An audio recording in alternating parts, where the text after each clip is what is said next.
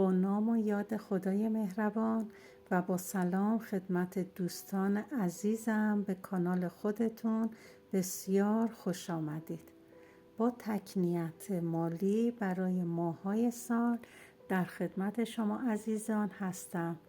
لطفاً قبل از شروع اگر کانال رو ساب نکردید زنگوله رو بزنید و در انتها اگر فال رو دوست داشتید لطفاً لایک کنید. با ماه فروردین شروع میکنم. نیت مالی شما نشون میده برای یک ماه آینده، یعنی از الان تا یک ماه آینده یک دوره مالی رو با فشار ذهنی طی میکنید، اما به تدریج به سمت ثبات و نتایج مثبت پیش میره این اوضاع و از حجم نگرانی‌های شما کاسته میشه. به صورت مرحله‌ای مشکل شما برطرف میشه. در نهایت تعهد مالی که دارید به موقع انجام میشه. اردیبهشت. برخلاف روزها و ماه گذشته، اوضاع مالی شما رو به پیشرفته و در زمانی که نگران مسئله مالی هستید یه پول به دستتون میرسه که ممکنه این یک وام از طرف دوست صمیمی شما باشه. خرداد. در حالت دودلی و سردرگمی هستید. چند گزینه مالی به شما پیشنهاد میشه که مایل نیستید بهشون فکر کنید.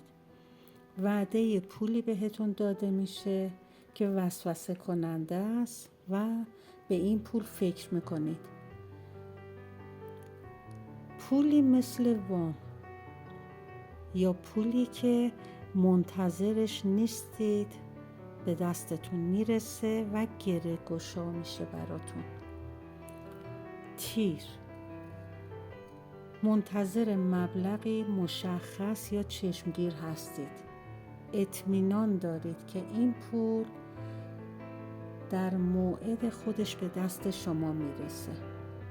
اعتماد در دلتون برای رسیدن به این پول وجود داره و من شادی براتون میبینم. مرداد. عدد 3 براتون هست. مشکل مالی بزرگی دارید که نهایتاً تا 3 وعده دیگه با صبر و شکیبایی برطرف میشه. شخص مورد اعتمادی این پول رو به دست شما میرسونه. شهریور. نیت مالی شما نشون میده که در ذهنتون درگیری و استرس هست. منتظر پولی هستید که میتونه شما رو از یک سردرگمی نجات بده یا موضوعی که فکر میکنید پای آبروی شما در بین هست با پولی که به دستتون میرسه به خیر و خوشی اتمام مییابد. مهر. اوضاع و شرایط الان شما در حد عادی و حتی خوبه. به موضوعی دارید فکر میکنید که شاید 2 یا 3 وعده دیگه آیا پولی رو که برای انجام تعهدی نیاز دارید به دستتون میرسه یا خیر.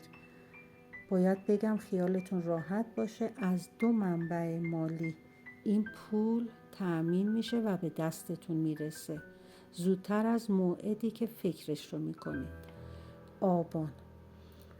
منتظر پول یا یه درآمدی هستید که بلا تکلیفه. قرار بوده این پول به دستتون برسه و شما منتظرید. این پول شاید از تسویه یک بدهی تا 2 وعده آینده به دست شما خواهد رسید. آذر. از شرایط و اوضاع مالی که دارید خسته و کم حوصله شدید. باید بگم چیزی که میبینم نشون میده به آرامش و ثبات مالی میرسید. 3 وعده دیگه خبر خوش مالی دارید. دی. دچار استرس و سردرگمی هستید. پول‌های قرار بوده به دستتون برسه ولی بدقولی شده. زمان دریافت پول از دستتون خارج شده. نگرانید و شرایط سختی رو دارید میگذرونید.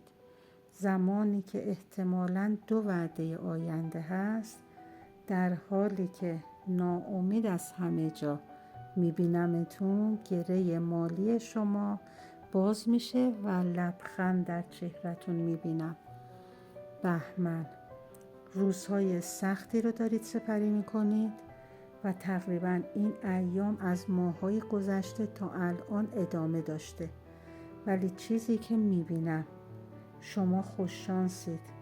گره مالیتون به زودی، شاید تا 14 روز آینده، به طور معجزه‌آسایی باز میشه. اسفند، حالت سردرگمی و دودلی در مورد پولی که قرار بوده به دستتون برسه دارید. گاهی اضطراب به سراغتون میاد، فشار ذهنی زیادی رو تحمل میکنید، ولی در نهایت مشکلتون حل میشه و به آرامش میرسید. پول غیر منتظره‌ای براتون میبینم. خب دوستان عزیزم، اگر این فال رو دوست داشتید لطفاً لایک کنید. ممنونم. خدا نگهدار.